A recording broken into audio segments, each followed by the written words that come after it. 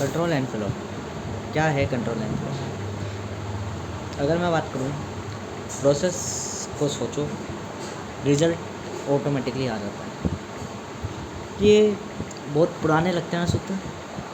देखो, मैं जो भी चीज़ सीखता हूँ वो अपने आप सीखता हूँ। मेरे ये चीज़ मैं रिकॉर्ड भी इसलिए कर रहा हूँ क्योंकि मैं 3-4 दिन से मेरे आसपास यही चीज़ घूम रही है कि प्रोसेस ध्यान लगाओ, रिज़ल्ट ऑटोमेटिकली आ जाएगा। कंट्रोल फ्लो जितना ज़्यादा होगा और उस पर नियंत्रण जितना ज़्यादा होगा, उतना अत्यधिक लाभ होगा, उतना अत्यधिक बदलाव होगा। बदलाव 2 तरीके से होते हैं, एक अपने लिए बेहतर और एक अपने लिए बेकार। ये अपने लिए का अर्थ ये है केवल एज परफेक्ट टू मी। आप हमेशा ध्यान रखें, फेवरेबल चीज़ वही चीज़ कहलाएगी जो आपके फेवर की होगी, और डिसफेवर वो कहलाएगी जो आपके फेवर की नहीं होगी। इसमें आप यू की कैटेगरी को कभी नहीं देखेंगे कि दूसरे के नज़रिए से हम देखें। यदि हम दूसरे के नज़रिए से देखेंगे तो कई सर्कमस्टेंस या कई आउटकम्स ऐसा हो जाएंगे जो कि व्यापारिक संबंध दिखाएंगे, जहाँ ये समझ में आ जाता है कि जो हमारे फेवर की चीज़ें ज़रूरी नहीं वो किसी और के फेवर की हो। लाइक ऑलवेज, अगर हम बात करें कंट्रोल एंड फ्लो में, ठीक है भाई, कि एक अत्यधिक से अत्यधिक फ्लो, तो हमेशा ध्यान रखें, मैं हमेशा खुद के परस्पेक्शन में, यू के परसेप्शन मतलब किसी और के परसेप्शन में, किसी और में मैं एक अमीर व्यक्ति को भी देखता हूँ, गरीब व्यक्ति को भी देखता हूँ, मैं किसी बुरे व्यक्ति को भी देखता हूँ, अच्छे व्यक्ति को भी देखता हूँ, अतः मैं कई तरह के फेसेस में देखता हूँ। यू की कैटेगरी में, यू की कैटेगरी में मैं कभी भी किसी विलन को विलन नहीं कहता। वाई?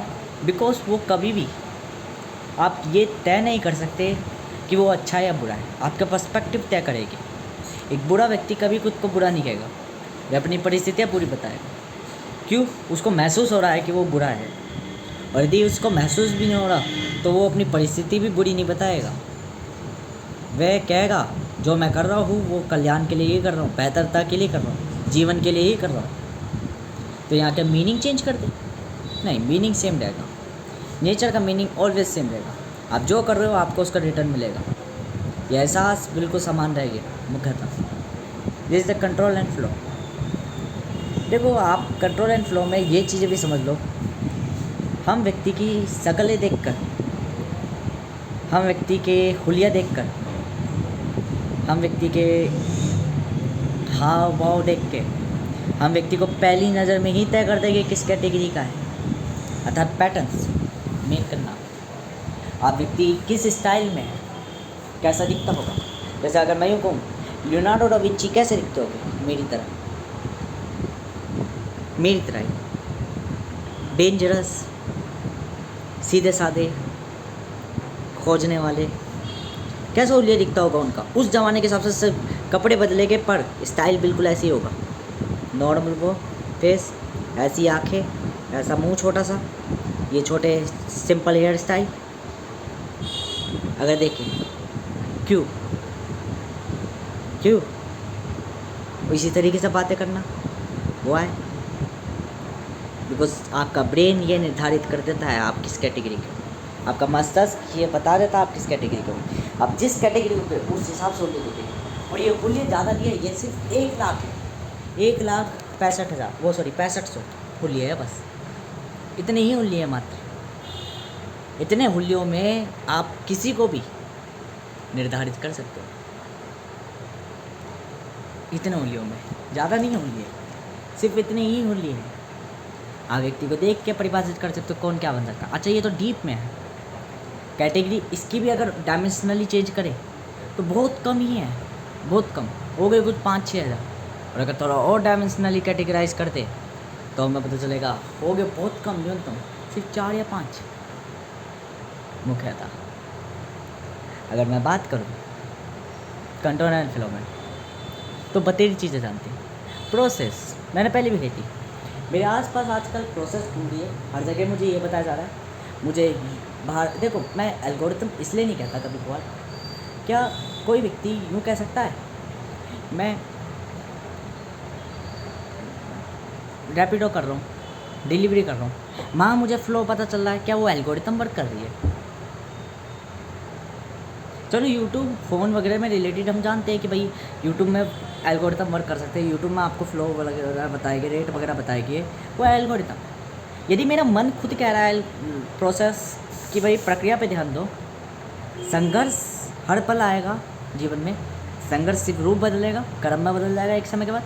कर्म कंसिस्टेंसी कहलाती है, लगातार प्रयास। परंतु जीव क्या सोचता है, मैं प्रतिदिन एक चीज़ में बेहतर हूँ, मैं प्रति एक बेहतर चीज़ को अपने अंदर उपकरण कर दूँ। और मैं एक वास्तविक व्यक्ति हूँ, मैं कहता हूँ कि आप दुख ही ले रहे हो, सुख ले रहे हो, दोनों की चक्कर लेके देखो एक बार आप। मैं उस व्यक्ति को बेहतर मानता हूँ जो व्यक्ति अपनी ज़िंदगी पूरी ख़राब करने के बाद उसको कैसे रिकवर करता है, वो ज़्यादा सिखाता है एज़ कम्पेयर टू जो चीज़ें थोड़ी थोड़ी करके बेहतर ही कर जा रहा है।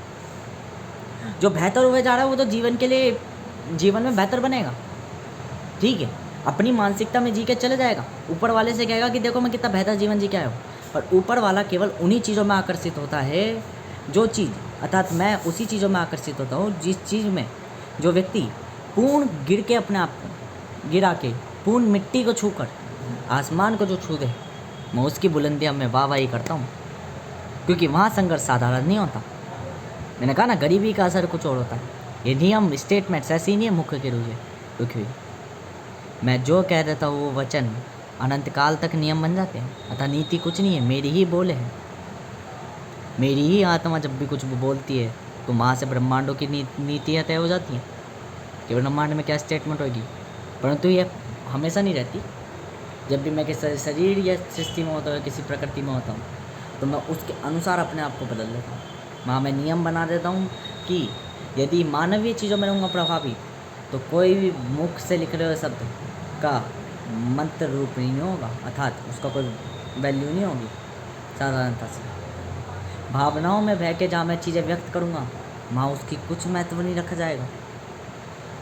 परंतु वहीं अगर चिंतन करके एक बार दृष्टि रख ली अपने पूर्ण रूप की, इसलिए देखना कितने भी बड़े विश्वज्ञाती क्यों ना हो, कितने भी बड़े भ्रमण ज्ञाती क्यों ना हो, कितने भी बड़े ब्रह्मास्मि क्यों ना हो, आप हमेशा ये ध्यान रखना, वेदों में भी साफ साफ लिखा पड़ा है, अनेकों किताबों में भी साफ साफ लिखा है, धर्म ग्रंथों में भी साफ साफ लिखा पड़ा है कि हर कोई एक व्यक्ति को पूजता है, गॉड को, बल्कि खुद तुम्हारा ईश्वर तक बनाने वाला, रचयिता, करता और वो नाथ भी, कंट्रोलर भी एक को पूछता, विधाता को। क्यों पूछता है?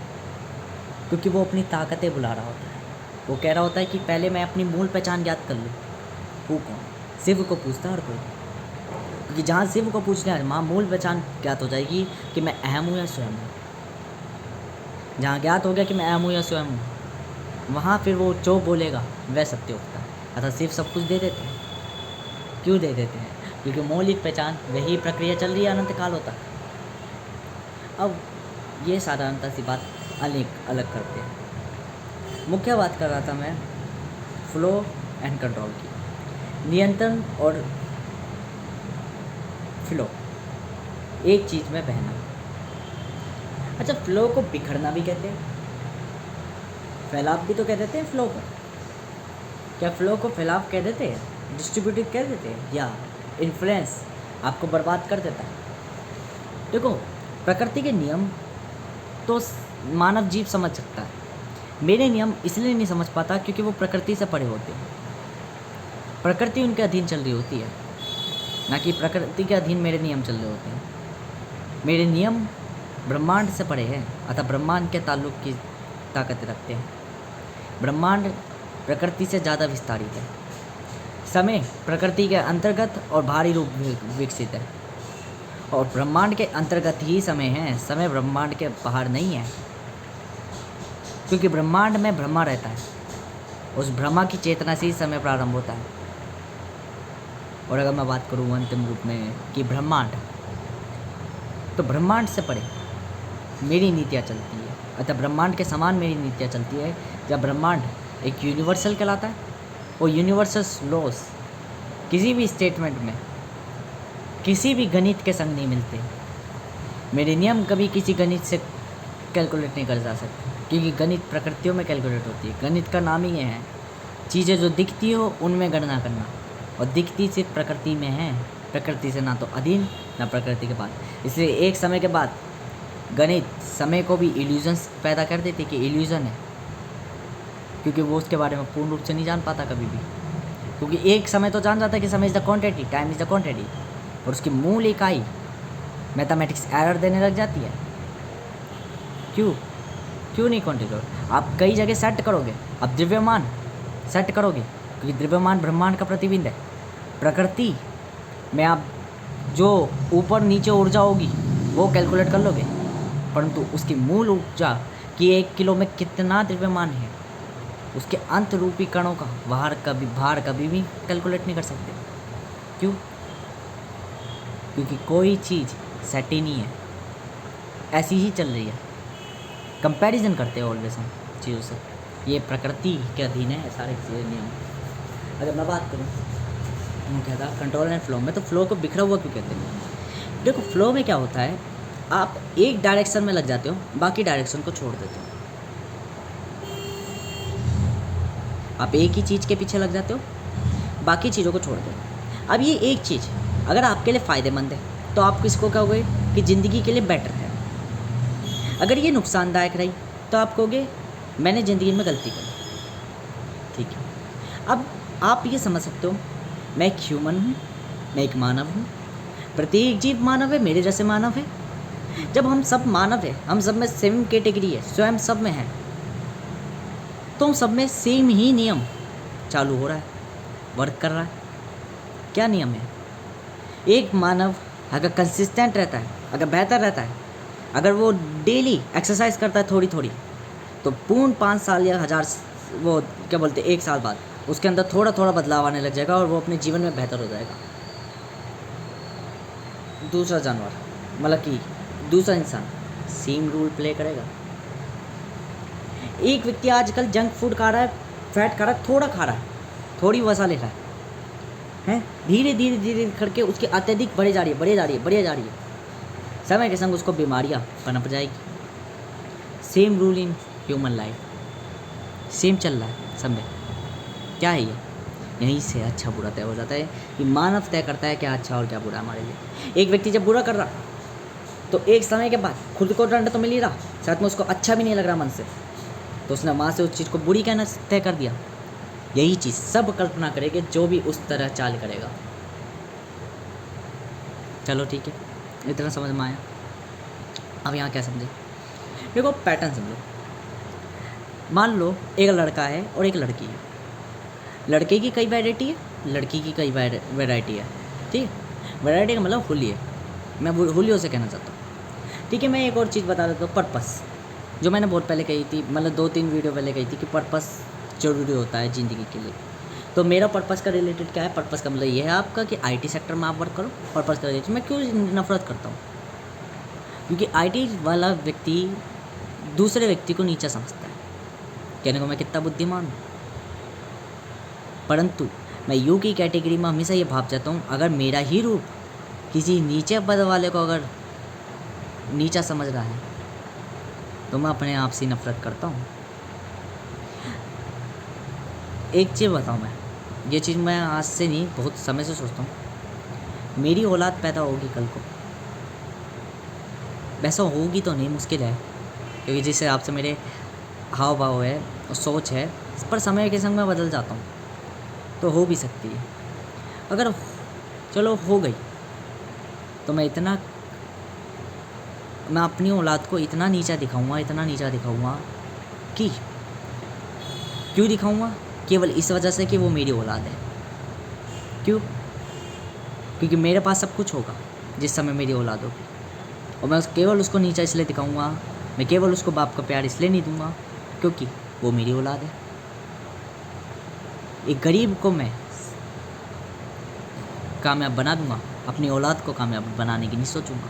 क्यों? वो मेरी औलाद है। अब यहाँ पे भी दिखेगी मानसिकता प्रभाविकता। अगर यू की कैटेगरी, मेरी कैटेगरी में देखोगे तो मेरी कैटेगरी में तो मैं एक दिव्य व्यक्ति हूँ।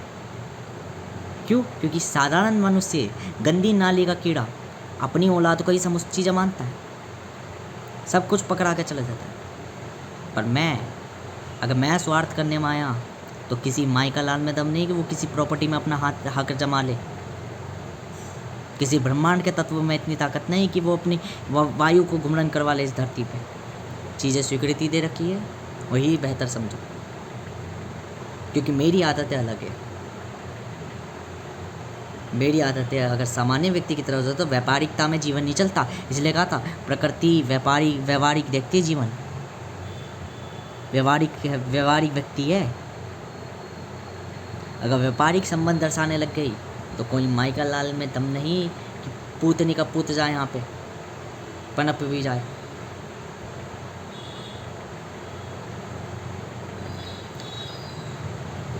व्यवहारिक संबंध दर्शाती है। तो अगर मैं देखूं कि ठीक है भाई मैं एक दिव्य व्यक्ति हूँ, वो बढ़िया हूँ, ठीक है, पर अगर मैं यू की कैटेगरी में देखूं तो मैं अपने बालक के संग अन्याय कर रहा हूँ।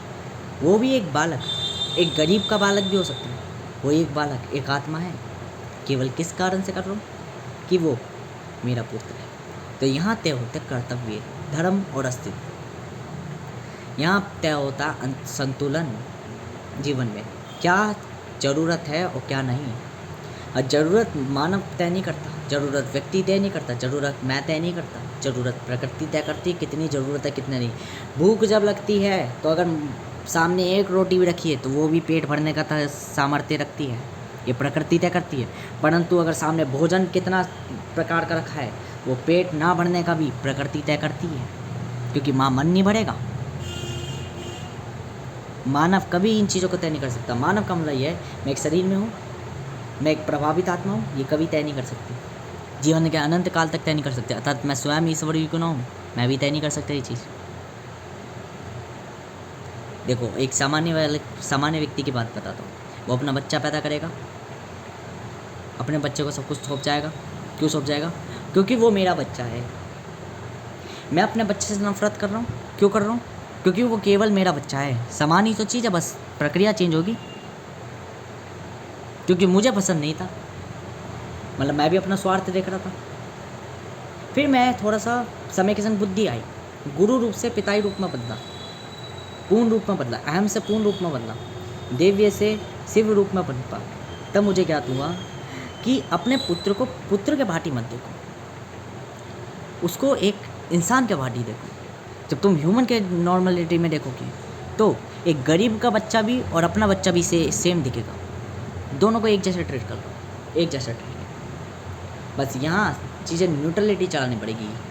यहाँ धर्म कहेगा चीज़ें सौंपो मत कि मेरे बच्चे का क्या अधिकार बनता है, बल्कि सब में सामान बांट दो। अब सामान बांटने का मतलब ये तो ये हो गया कि मान लो मैं अपने खून के बच्चे को यूँ कह रहा हूँ कि भाई तेरा बाप कमा के गया और तेरा बाप सब में बांट गया। हाँ, मैं ये कहना चाहता हूँ कि आप जो बना के जा रहे हो उसको वहीं नष्ट कर जाओ, बस उनको काबिल बना जाओ।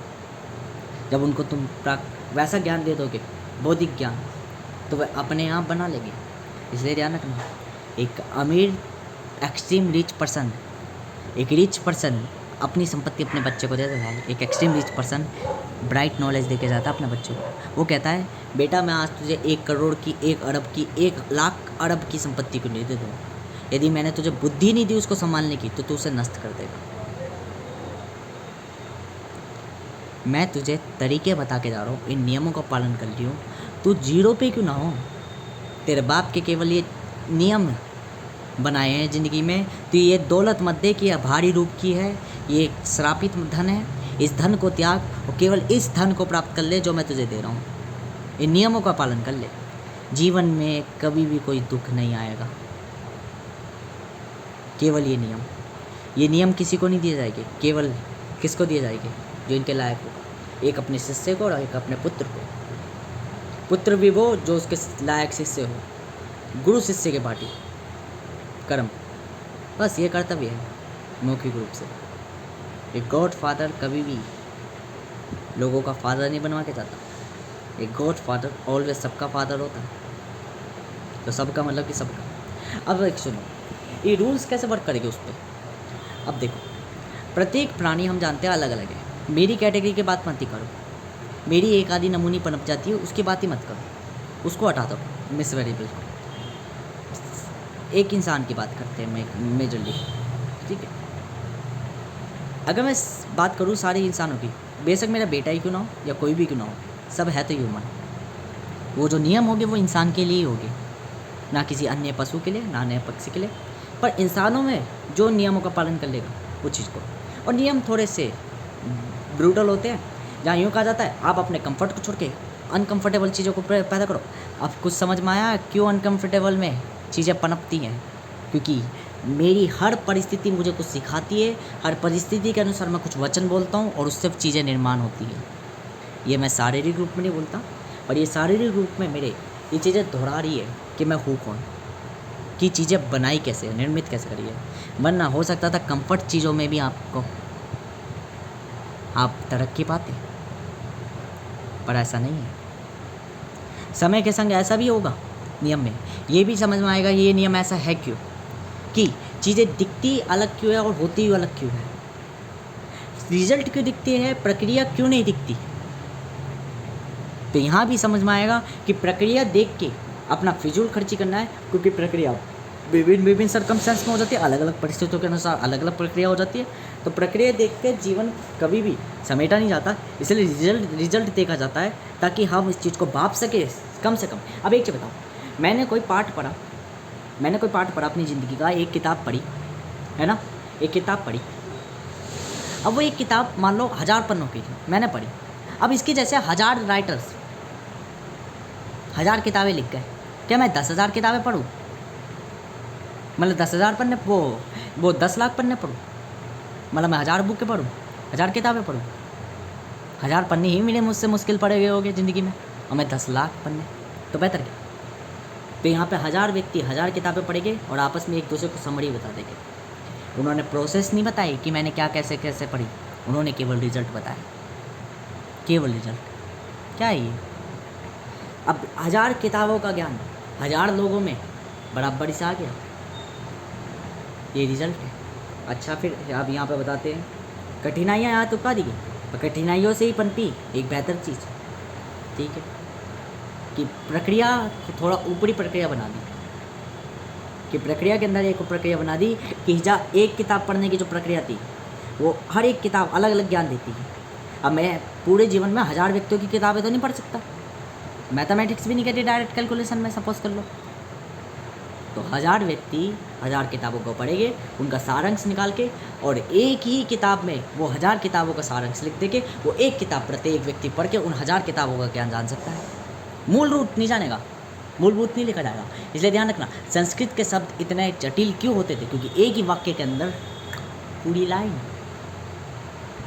समेट दी।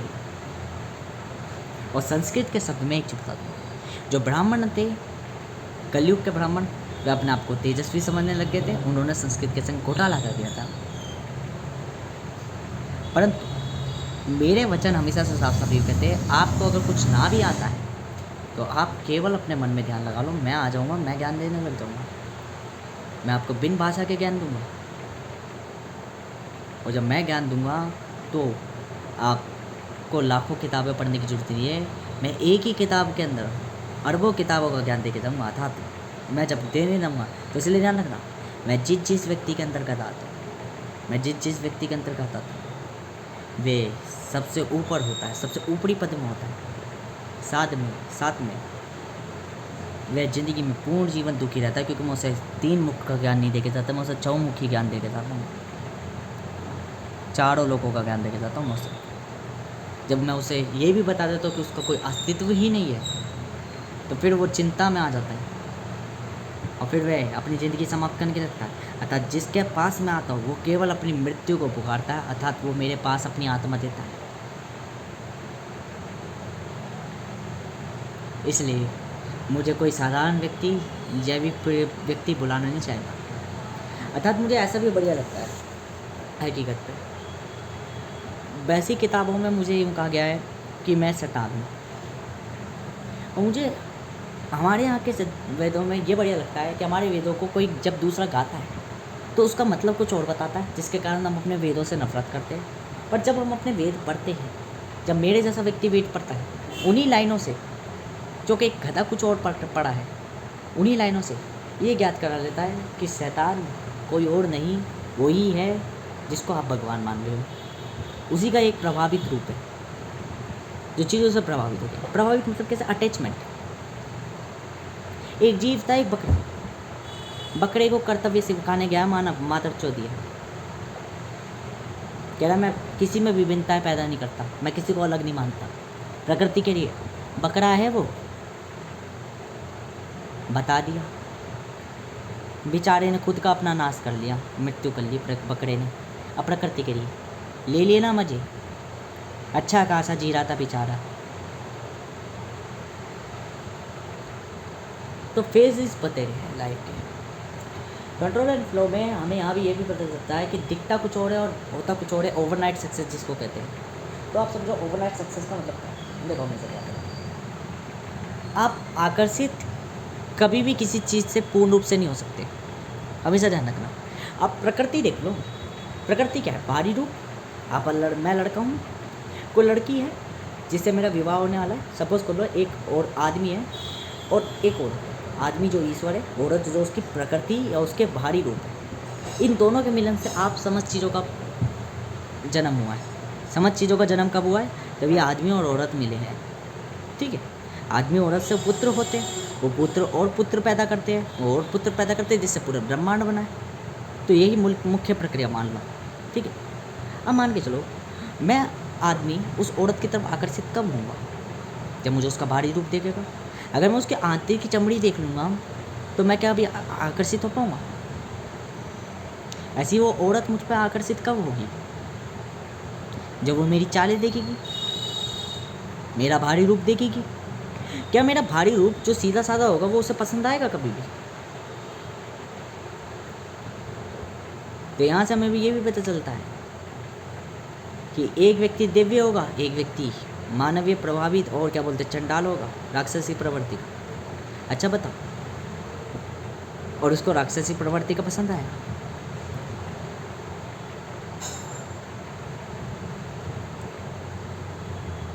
मेरी प्रकृति को मेरे अंदर वो पसंद आती है, वो पर्सनालिटी पसंद आती है जो अहम की, ब्रूटल होती है, खतरनाक होती है। इसलिए मैं एक समय के बाद अपनी ही वाइफ से लव नहीं करता, क्योंकि वो मेरी मूल पहचान जो सीधी सादी थी, जो शांत थी, उसको पसंद नहीं करती। और मैं केवल अपनी शांत पर्सनैलिटी को, मैं अपने सेल्फ को बहुत पसंद करता हूँ, मेरे बालक वाली प्रवृत्ति को। एक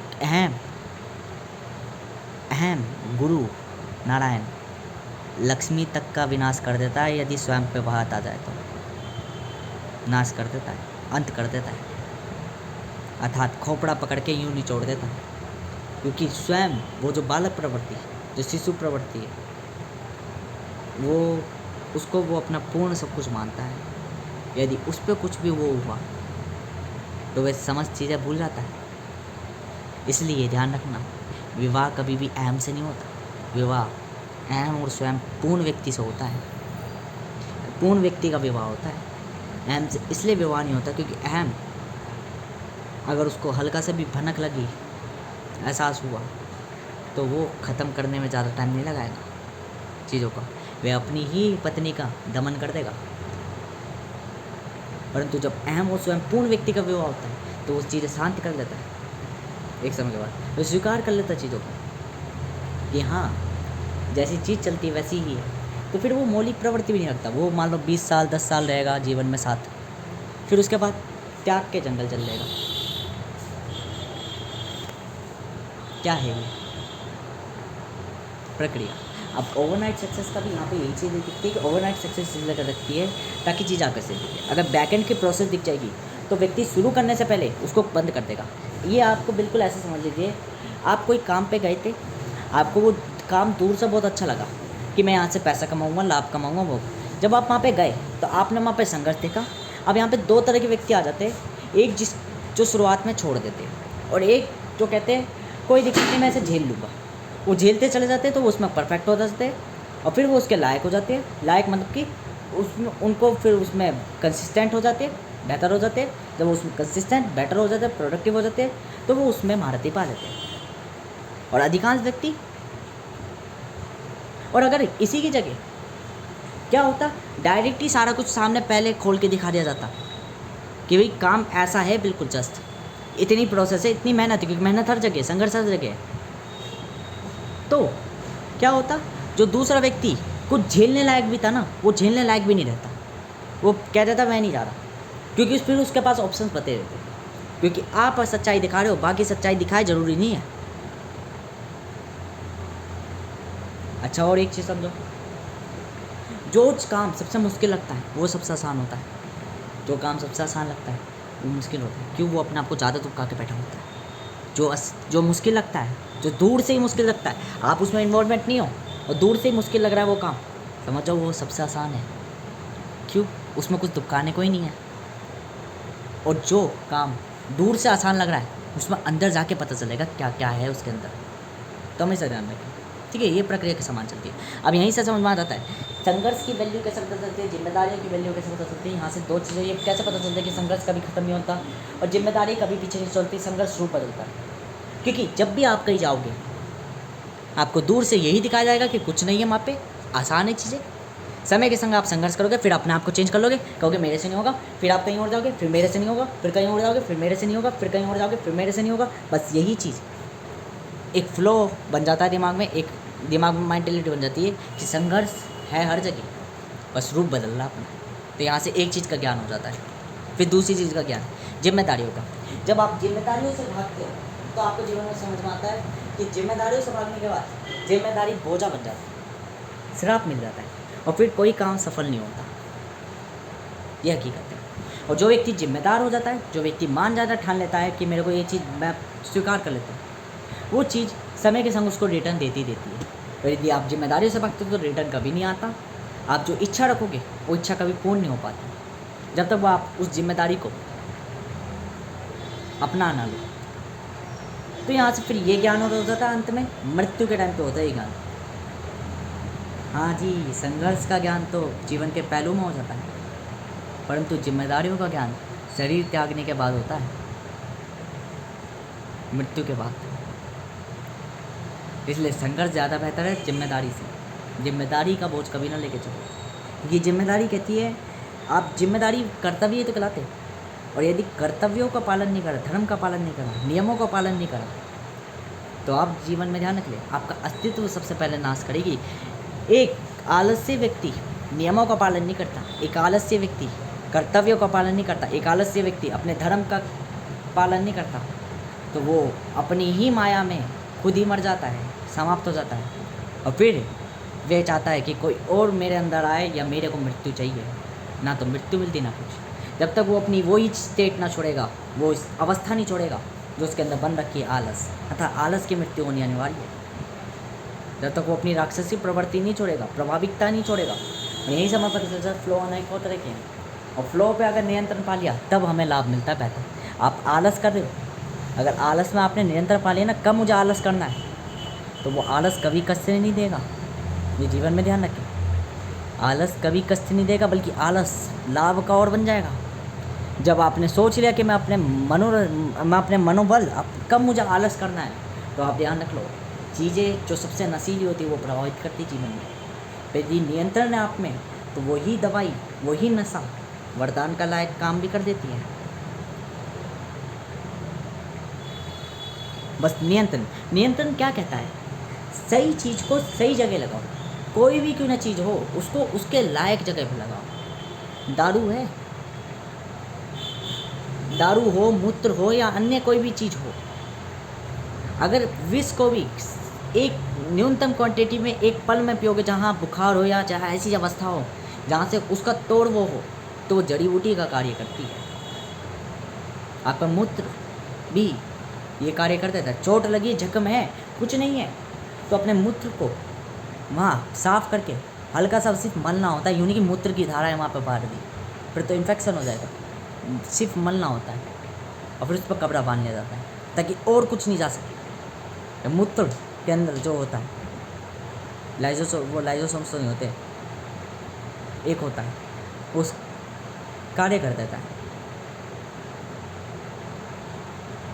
एक तो उसके अंदर शुगर होती है, गुड बैक्टीरिया होता है कुछ, क्यों? और वहीं अगर मूत्र की धारा करके उसको खुला छोड़ दोगे तो वो सड़ने लग जाएगा, क्योंकि बाहर से आकर्षित बहुत होगी उस शुगर की तरफ। ठीक है, अब मुझे बताओ, ये नियंत्रण है जीवन में। नियंत्रण मतलब नियम मतलब कर्तव्यों में भी बदल जाते नियम, नियम हर जगह चल जाते हैं। जीवन में दो चीज़ें बहुत हैं, डिसिप्लिन में दो चीज़ बहुत रहती है, इन्फ्लुएंस एंड प्रोडक्टिविटी। प्रोडक्टिविटी मतलब कि नियम, कर्तव्य और क्या बोलते हैं, कर्तव्य या क्या बोलते हैं, नियम, ठीक है। और संघर्ष व चुनौतियाँ, चैलेंजेस, वो फेजेस जो आपको झेलने पड़ते हैं, या उसको कह लो कि इसको कह लो कर्म, कि कर्म और धर्म पे जिसने ध्यान लगा लिया वो उसका जीवन सबसे बेहतर है। जिसने अपने कर्म और धर्म को, कर्म आपकी उम्र है, अभी मेरी उम्र है अभी 17 साल की, मुझे कोई व्यक्ति यूँ बताएगा तुम IT प्रोफेशन में रह लो, मैं नहीं रहना पसंद करूँगा। कोई व्यक्ति बताएगा तुम साइंस में बढ़िया हो, तो साइंस में अपनी ज़िंदगी इंजीनियरिंग की तरफ भी हो, मैं नहीं रहना पसंद करूँगा, क्योंकि अभी मेरा जीवन है। अब कोई व्यक्ति के दुखों की तरफ अभी तुम नादान हो, भूले हो, अभी तुम कंसिस्टेंट रहना सीख लो, मेहनत करना सीख लो, हैं, ये चीज़ें सीखने लग जाओ, मैं नहीं रहूँगा। ये सब समय के साथ आती है। मैं समय का बहुत पालन करता हूँ, क्योंकि समय के संग समय ही मुझे पूर्ण बदलता है। समय ये औकात रखता है कि जब कोई व्यक्ति मुझे कहता है ना कि तुम कुछ नहीं कर सकते, तो समय कहता है अभी तुम कुछ नहीं कर सकते, आने वाले समय में पता चलेगा क्या तुम कुछ कर सकते हो। तो मेरे आंसू पोंछ सकते हैं, और कोई नहीं पोंछ पाता, अर्थात मैं खुद भी नहीं, क्योंकि कई जगह मेरी नेगेटिविटी मेरे को ही तर पाती है। तो वहाँ समय कहता है कोई दिक्कत नहीं, ये जो नेगेटिविटी है ज़्यादा देर की नहीं है, सिर्फ शाम तक की है या अगले दिन तक की है। अगले दिन फिर से डोपामीन एक्साइट करने लग जाएगा। ये बोरिंगनेस, ये मृत्यु का पल, जो मृत्यु के सोच आ रही है, चिंतन आ रही है, ये केवल एक शाम तक की है। अगले दिन देखना क्या बोर्न करके दिखाऊंगी। This is my brain phenomenas, कि मेरी आत्मा ने सबसे ज़्यादा मेरे अंदर वो रखा है जो मुझे बदलता है प्रत्येक पल। दिस आर फंक्शनाइज्ड फिनोमिनाज,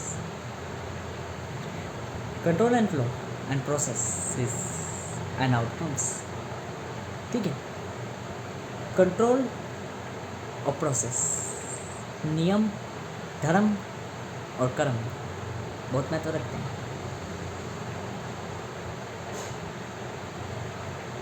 अब यहाँ से एक और चीज़ समझनी है, क्या चीज़ें समझनी है, बात रही फेजेस की। देखो हर व्यक्ति के अलग अलग स्टाइल होते हैं, अलग अलग क्रिया होता है, उनके हिसाब से हमें समय के संग ज्ञात हो जाता है कौन सा व्यक्ति किस तरीके का होगा। कैसे, एक जैसी चाल रखने वाले ना, हम देखते हैं ना बूढ़े लोग खड़ूस होते हैं, जो खड़ूस होते हैं उनकी शक्लें एक जैसी दिख जाती है। पर एक चीज़ ध्यान रखना, जो दिखता है, जो एक नादान होता है, नादान का मतलब कुछ गलत नहीं है, नादान का मतलब वो व्यक्ति हो गया जो कि अभी जानता नहीं है कुछ, जो भी चीज़ों से अनजान है। जैसे कोई बच्चा पैदा हो गया, वो भी क्या जानता है चीज़ों के बारे में, अभी उसे समय के संग जाना है। तो जो शक्लें उसको बुरी लगती है ना, वो अच्छे लोग होते हैं, और जो उसको अच्छी दिखती है वो बुरे लोग होते हैं, क्योंकि बुरे लोग अपने आप को अच्छा दिखाते हैं और अच्छे लोग अपने आप को बुरा दिखाते हैं। समय के उस हिसाब से उसको वो लॉज पता चल जाते हैं, रूल्स पता चल जाते हैं, और समय के संग उसे ये भी पता चल जाता है जो बुरे लोग होते हैं वो बुरे किस तरीके के होते हैं, और जो अच्छे लोग होते हैं वो अच्छे किस तरीके के अच्छे होते हैं, ठीक है। जो कभी कभार क्या होता है, सर्कमस्टेंस ये भी उल्टा हो जाता है कि आप अच्छे दिख रहे हो और सामने वाला मानसिकता मान के बैठा है कि जो अच्छा दिख रहा है वो बुरा है। कभी कभार ये हो जाता है वो बुरा कहीं और होता है, जैसे अपनी सुंदरता पे बुरा हो रहा है कि सुंदरता पे घमंड कर रहा है, परंतु वो बोलने पे आपकी इज्जत करने में बहुत अच्छा है। ये भी बहुत महत्व रखता है। कोई व्यक्ति प्रति पूर्ण बुरा नहीं होता, पूर्ण बुरा होगा तो एग्जिस्ट ही नहीं करेगा। प्रकृति सबसे पहले नोटिस कर लेगी उस चीज़ को। जैसे एक कानून होता है ना, जो सबसे बुरा व्यक्ति है उसको तो सबसे पहले नोटिस कर लिया जाता है, किसको पहले निपटा दो, उन्हें तो चलने ही नहीं देगा दुनिया। बुरे अलग अलग जगह पे होते हैं। मेरे लिए कोई बुरा नहीं है तो मैं उसको अच्छा ही मानूंगा ज़िंदगी में, और अच्छा है तो कैसे है, बस। तो अच्छा बुरा यहाँ तय हो जाता है। समय के संग ये ज्ञात हो जाता है कौन सी शक्ल वाला कौन सा कैसा होगा। समय के संग ये भी ज्ञात हो जाता है, जैसे मैं नफरत करता हूँ कि गोरी चिट्टी वाली बड़ी घमंडी होती है, तो समय के संग मुझे ये भी ज्ञात हो जाएगा कौन सी गोरी चिट्टी वाली घमंडी होती है और कौन सी नहीं होती। शक्लें बता देती है कौन सा व्यक्ति कैसा होगा, और शक्लें ज़्यादा नहीं होती, समय के संग आ जाता है। जैसे मैं हूँ तो 19 वर्ष का व्यक्ति, आंखें बंद करी ना, देखती बता दी कौन क्या है, कौन है नारी और कौन है रंडी, इसमें ज़्यादा भेद नहीं करेगा। बता देगा आसानी से। अब मैं सब बड़े गंदे कह रहा हूँ, पर हकीकत है ऐसी ही कही जाती है।